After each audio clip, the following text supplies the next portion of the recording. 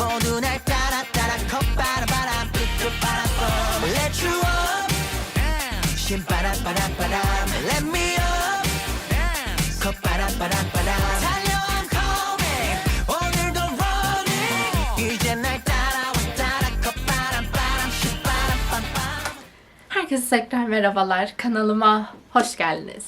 Bugün size geçen hafta bahsettiğim diziyle geldim. One Spring Night adındaki dizimiz 16 bölümden oluşan 2019 yılında yayınlanmış bir dizi. Netflix'te bulabilirsiniz şu anda. Bu dizimizin konusu bence çok güzel bir aşk hikayesini ele alıyor. Fakat onu diğerlerinden farklı kılan birçok noktası var. Öncelikle başrollerle başlayacak olursak. Başrollerimizin ilki bu sefer erkeklerden başlamak istiyorum.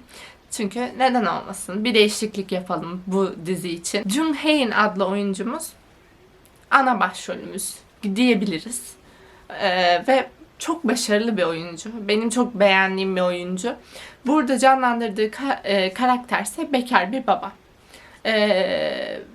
Onun kendi öyküsü de kalbinize çok dokunacak. Ve dizinin total hikayesine baktığımızda da bir aşık olarak verdiği savaş ve kendi içindeki savaş ve dışıyla savaş her şeyle de çok merkezde olan bir karakteri canlandırıyor. Bir diğer oyuncumuz da ona eşlik eden ve çok da güzel bir oyuncumuz.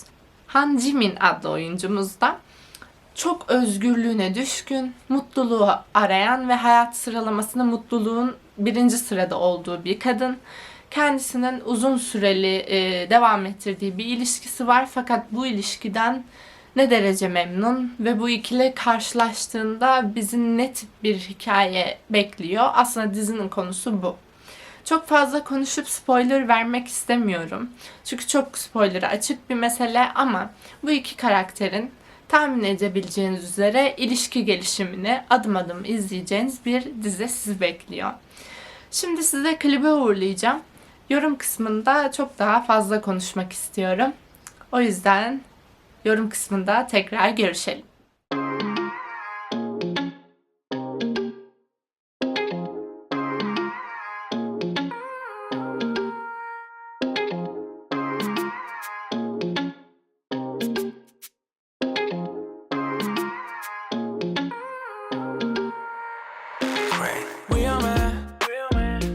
계속 멀어지려 했어 봐도 네 옆에 또 내가 앉아있는 거야 oh oh 미안해 처음부터 이럴 줄 알았다면 내 맘의 기여를 항상 들어놓을 걸 Everything you do is amazing Every single day Every move I make Every step I take 난 네가 생각나고 난 또 잠 못 드네 Won't you stay 아직 할 말이 더 남았는 걸 너를 집에 보내기 싫은 걸 I want you to be my girl Won't you stay Won't you stay the night Won't you stay I want you to stay the night 모든 게 완벽해 I wanna be with you every day Won't you stay I want you to stay the night 속감아 what's up baby 부족하면 나로 채우면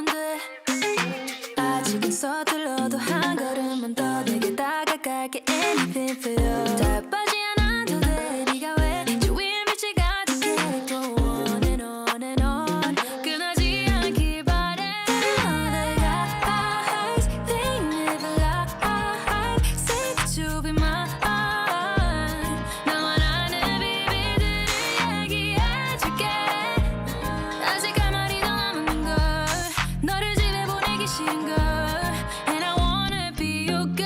Won't you stay? Won't you stay the night? Won't you stay? I want you to stay the night. 모든 게 완벽해. I wanna be with you every day. Won't you stay? I want you to stay the night. Every single day, yeah. Every move I make, yeah. Every step I take, yeah.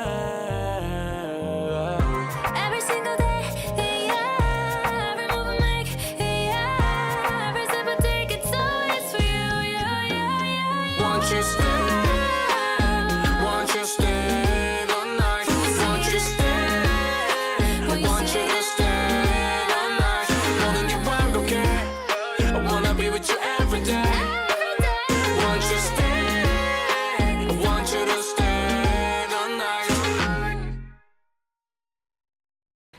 Evet.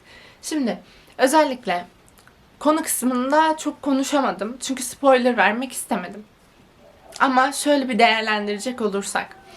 Ben diziyi komple çok sevdim. Bir kere bir kadının şu noktaya değinmek istiyorum ben. İlişkisi varken farklı birinden hoşlanıp ayrılıp o kişiye gitmesinde ben hiçbir zarar ve sakınca görmüyorum kendi adıma. Çünkü aldatma yoluna gitmeyen ve sonuçta hepimiz insanız ve değişimler geçiriyoruz. Buna sevgi de dahil, sevgimiz değişebilir, ilgimiz, odağımız kayabilir ve bunun sonucunda da bir ilişkiyi noktalandırıp başka bir ilişkiye başlamak gayet doğal bir şey. O yüzden ben karakteri hiçbir şekilde yargılamadım. Hatta bir kadın olarak bunu yapabilmesi çok hoşuma gitti. Tamamen duygularının peşinden gitti. Bir taraftan da çocuğu olan fakat bekar bir baba görüyoruz.